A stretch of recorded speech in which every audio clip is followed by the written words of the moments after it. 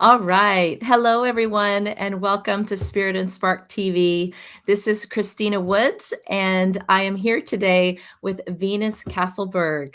Hello, Venus. How are you? Hello, thank you so much for having me. It's wonderful to be here.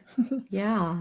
So, just for those of you that don't know me, I have been a practitioner with Spirit and Spark for a little over a year. So, many of you may already know me. I am an RTT therapist and hypnotherapist and have worked with a lot of people in the Spirit and Spark community. And today, Venus, I am so excited, is an author, and we will be talking about your book. But Venus is a seasoned entrepreneur, a business owner, a successful, experienced transformational coach and healer of many different modalities. Some I am very interested in learning more about myself. For the last 20 years, you've been diving into and doing work in. But and the author of this wonderful book, Here to Forever, Finally Free to Be Me. And so I'm excited. The topic today is being naked, discovering the gift of vulnerability. So again, welcome and happy to have you here. The word naked and vulnerability, those definitely kind of go hand in hand. So Right? um, tell me, when I was reading this, I was just so impressed because there's so many times, you have these conversations with your girlfriends or yourself, but you don't always feel comfortable, to put them out there. But these are things that happen to all of us or we feel. So I guess just going for the being naked topic here right away and vulnerability, how how are you so lighthearted and open and knowing, I guess, intuitively that these are lessons that were meant to be shared? Well, it wasn't always that way for sure.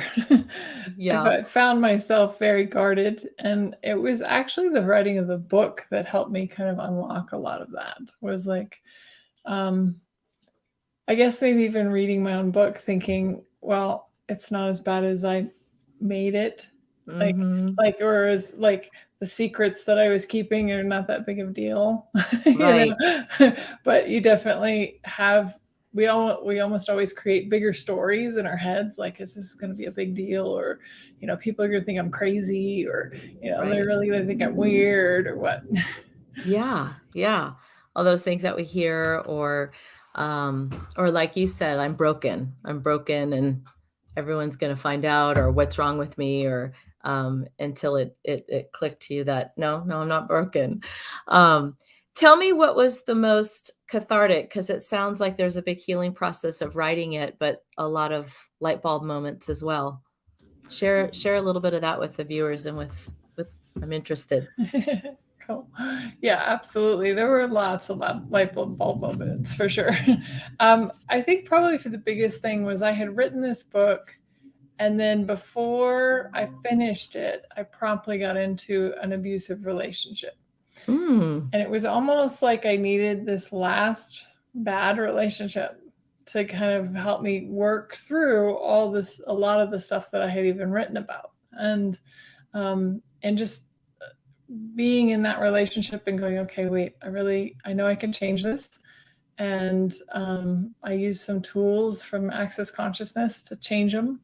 The 5 elements of intimacy: honor, mhm. trust, gratitude, allowance, vulnerability.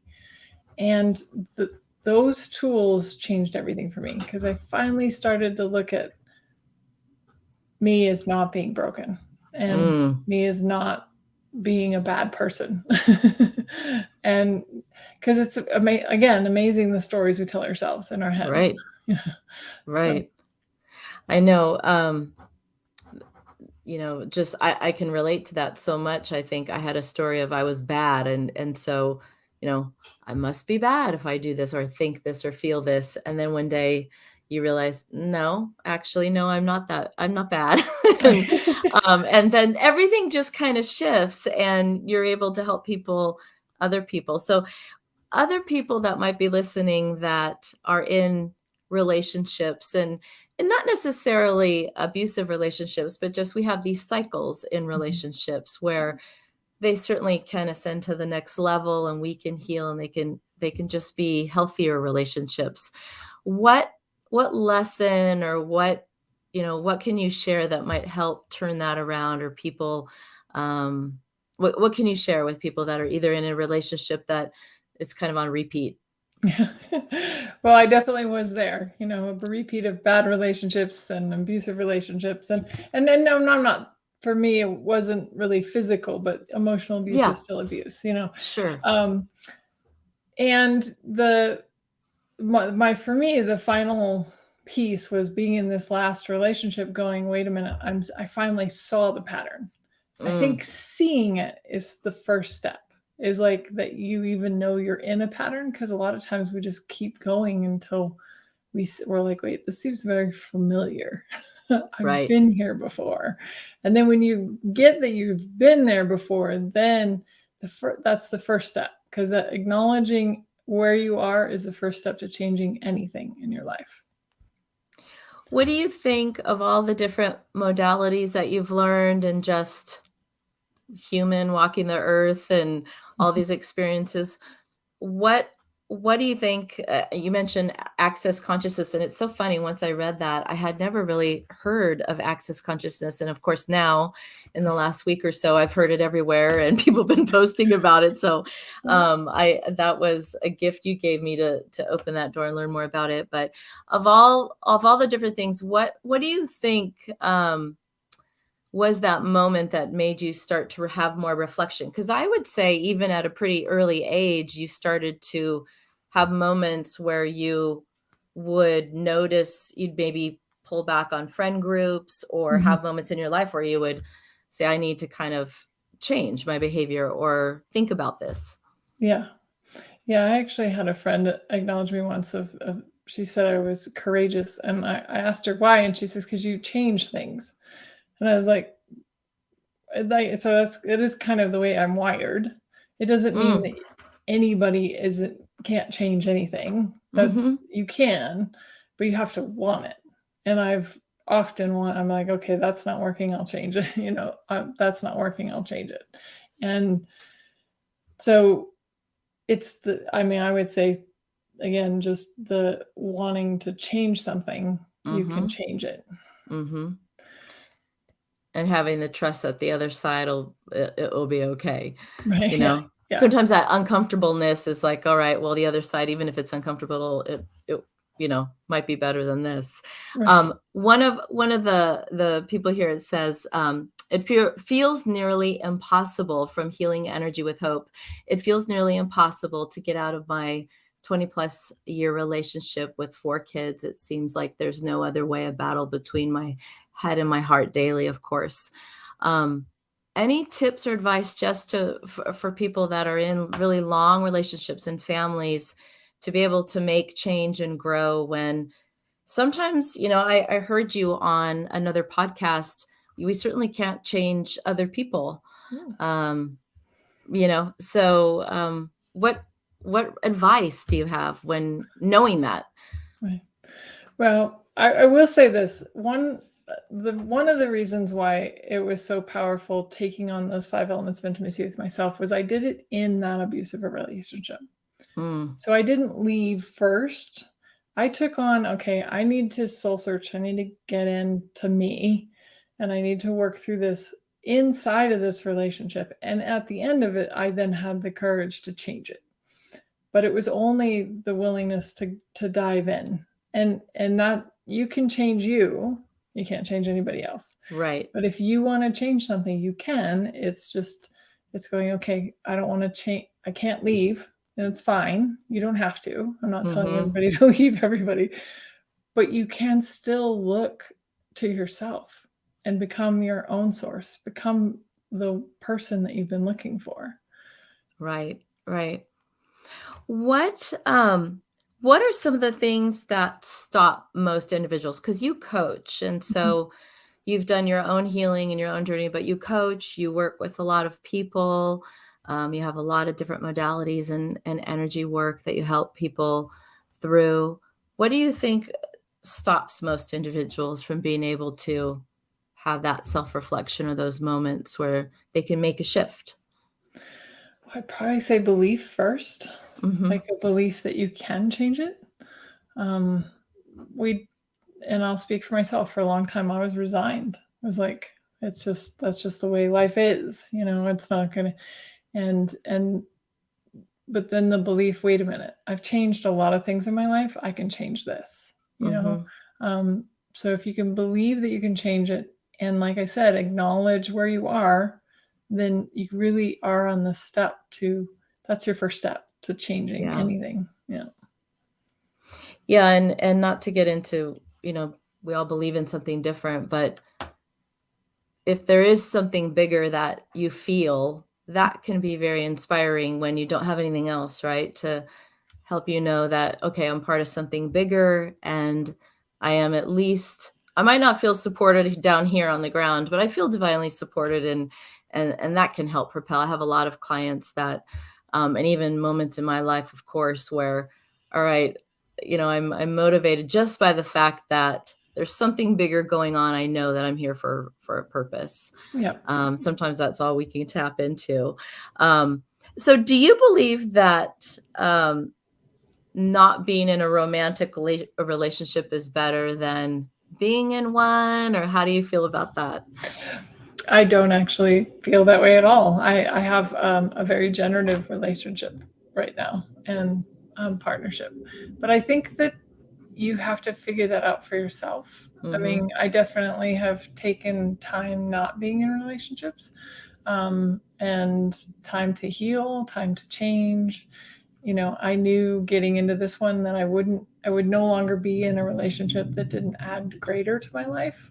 And that was a choice on my part. And so, as long as it's still adding greater to my life, I will continue. Mhm. you know, um, Meaning it's an enhancement, but you're not looking at that person to be your source and you're not looking at that person to be the one. Right, right. So what gets you? We all have those, poo poo caca days where we just feel like, you know what? I'm throwing the book out the window. I know I've learned all these lessons. I know I'm supposed to meditate today or do all these things. So when you get like that, and I assume you have a day or two like that once in a while, or an Yes. hour or something. Um, what what do you do? How do you pull yourself up and remember all these great lessons that you've learned and still love yourself and dig yourself back up? Great question. It's going to be different for every person. So I think it's like finding for you what that is. But for me, like getting outside, me moving my body, drinking water, some of the simple things, but just Mhm. like the things that I know make me look at life differently. And when I'm Mhm. outside, that's a big one for me because it's like I begin to get back into the gratitude. And then as far as tools go, I would say gratitude. Yeah. Finding anything to be grateful for will Mhm. change your energy that day. Yeah. I think that I would agree. I have a gratitude book by the bed, and sometimes I chuckle because I'll write, grateful I got to pet the dog today, because that's all you can write that day. Yeah. And other times it's this beautiful poetic, moment that you had with the stars. But sometimes it's, got to wear my favorite socks, and that's it. Yep. It just depends. Yeah. But it puts you back in that vibration. Um, one of the things that I tagged that I wanted to bring up in here was I absolutely love this analogy about crap pie and what that definitely this crap pie we've been served.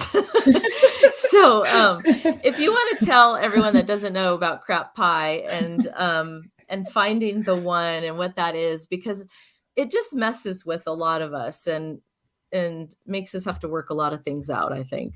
Yeah. Thank you for bringing that up. Yeah. That's a good one.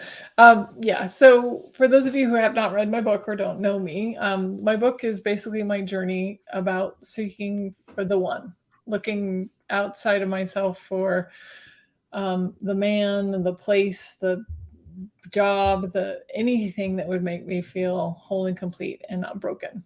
But Mhm. the crap pie we're referring to is the you have to get married, have 2.5 5 kids, a picket fence, and then you will live happily ever after. Right. And I bought it hook, line, and sinker. That was Me my too. journey. And if I was not in a relationship, there was something wrong with me. I actually would have rather had a bad relationship than no relationship for a while, because I was so entrenched in that belief that I had to have a relationship to be whole. So that was the crap pie. And the cool thing is when you realize that there's something, anything out there that you don't resonate with or you don't believe, you can choose something different. You don't have to keep choosing that.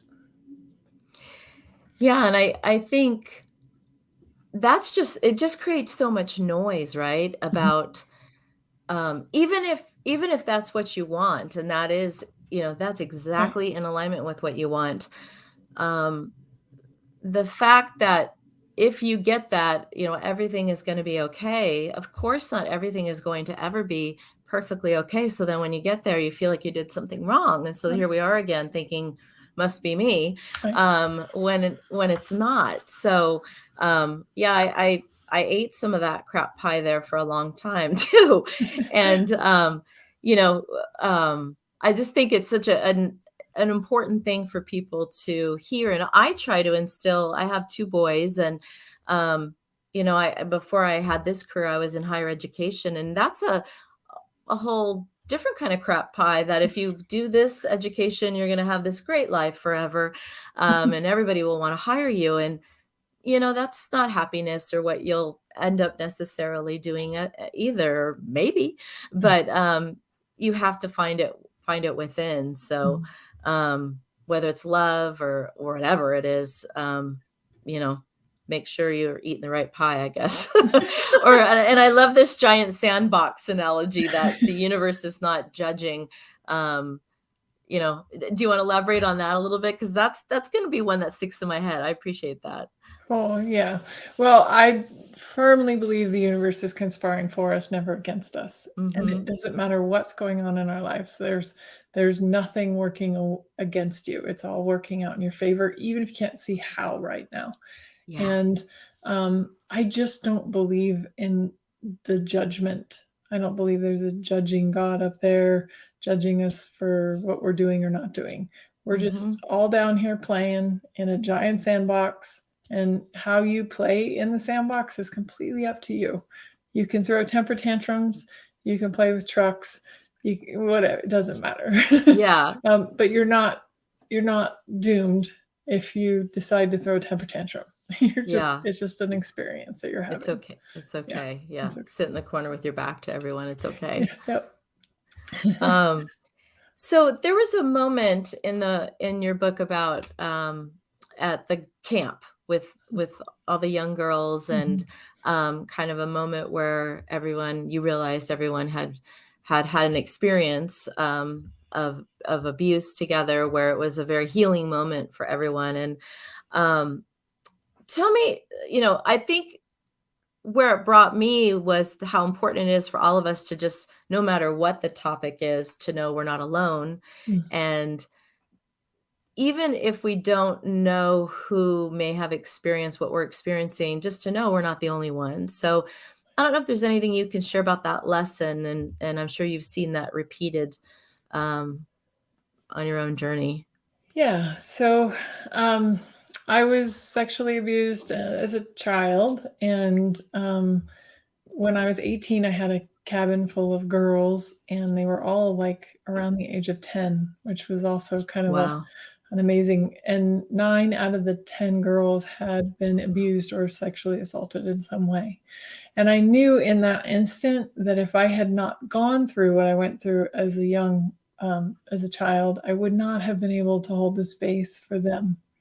Like, there Hmm. would have been no relatability. And that, again, this is why I believe so strongly in the universe conspiring for me.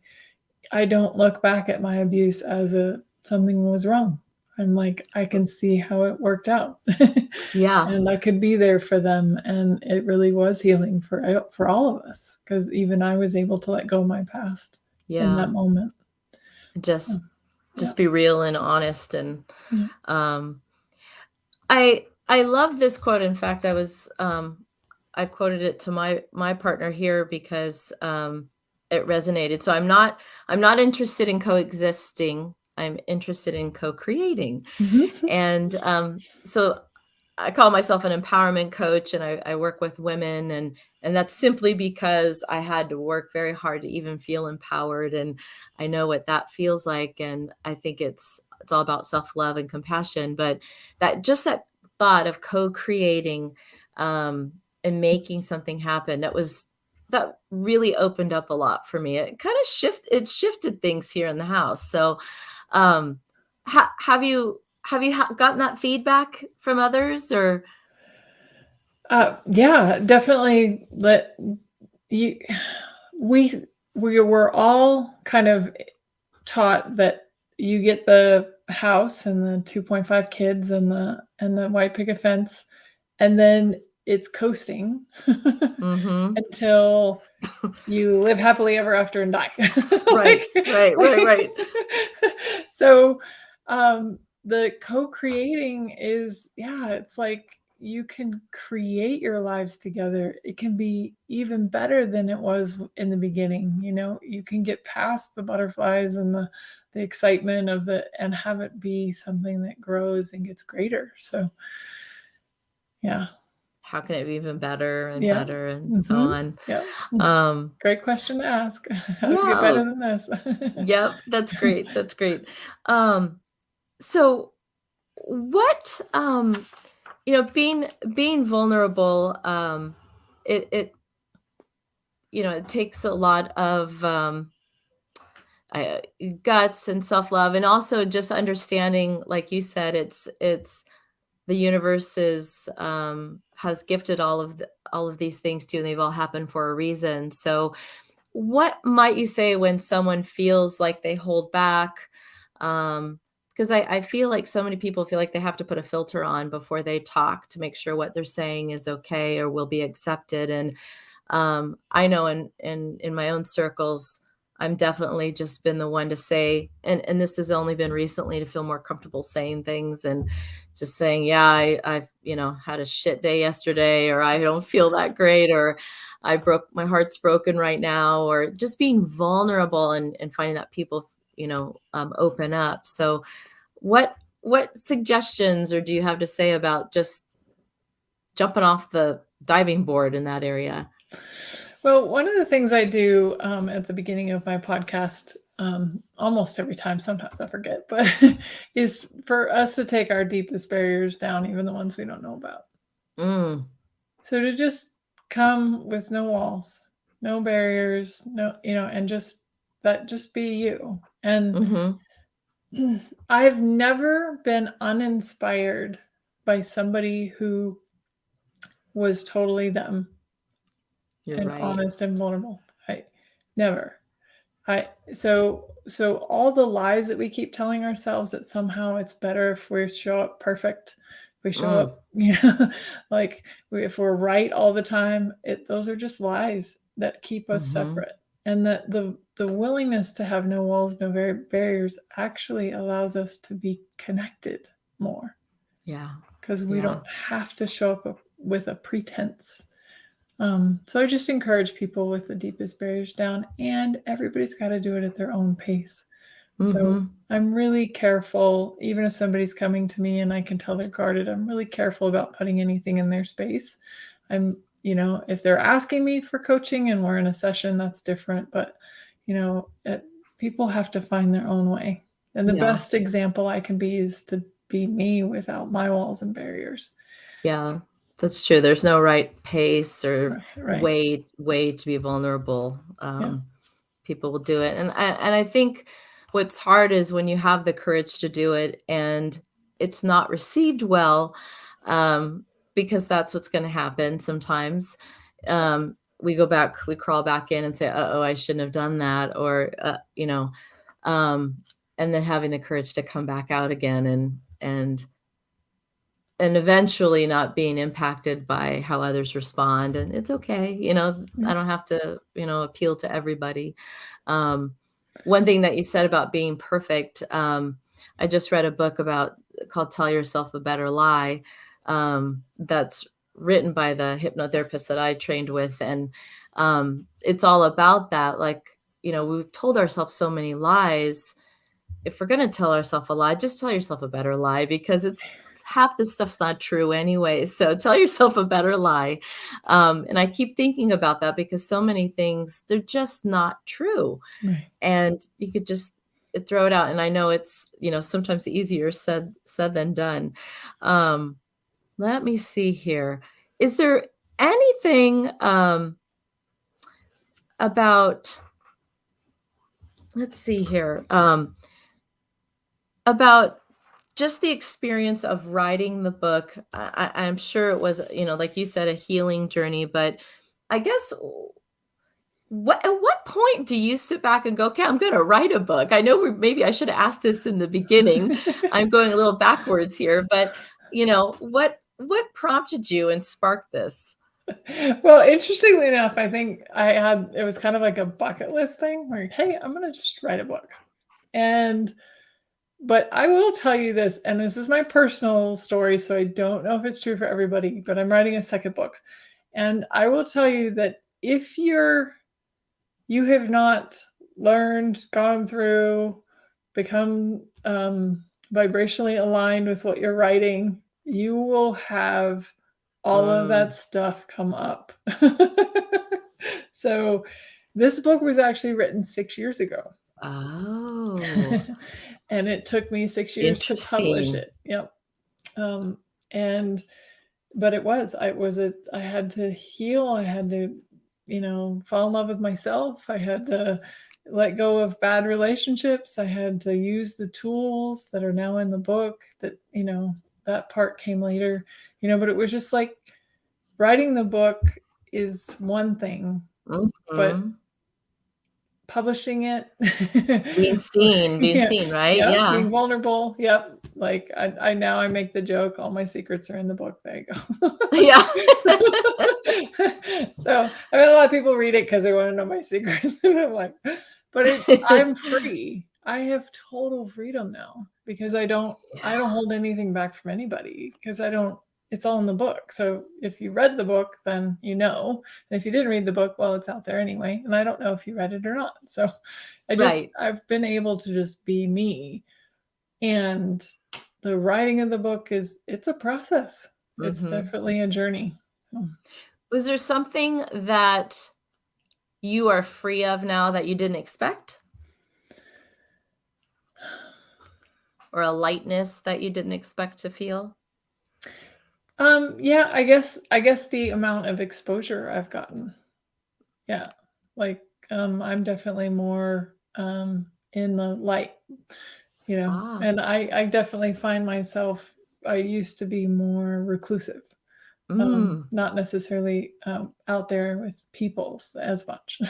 So, And sharing yeah, and yep, yep, and being willing to talk about it all, and you know, I've had people ask me, "Is there any topic off limits?" And then sure. there wasn't, and I've been interviewed, and somebody asked me about sex, and I was like, "I Yeah. guess none of it's off limits."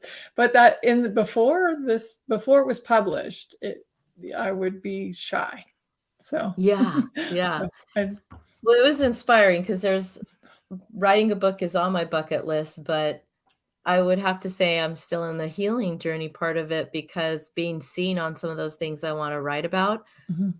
it's still happening. Right. So I could see that, and some of the things I'd wanna write about, it's like, "Oh, no way, not out there yet." So that's in the diary by the bed.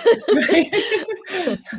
Um, well, I think, being naked theme and just discovering the gifts of vulnerability and um, the gentleness that you have about you of there's no right or wrong way to do it and just just being you and being free and being lighthearted about it is is a really beautiful message. Mm. And it was a really special gift to have this opportunity to meet you and the gift of reading your message. Um, what's what's the best way for people to learn more about you? You offer so many different modalities and ways of healing and coaching, and just you got the podcast, you got other things. What's the best way people can hear about you, Venus? Thank you very much. That was beautiful. VenusCastleberg.com is the quickest way, I guess. There's social media and stuff as well. But Great. yeah, Great. Wonderful, wonderful. Well, thank you so much, and, thanks to Spirit and Spark and Delisa for hosting this, and, it was a pleasure having you. I can be reached at wisewoods.com, Christina at wisewoods, and again, everybody have a beautiful day, and thank you, Venus. It was a pleasure. thank you so much, Christina. Truly an You're honor. welcome. You're welcome. Take care. Bye-bye.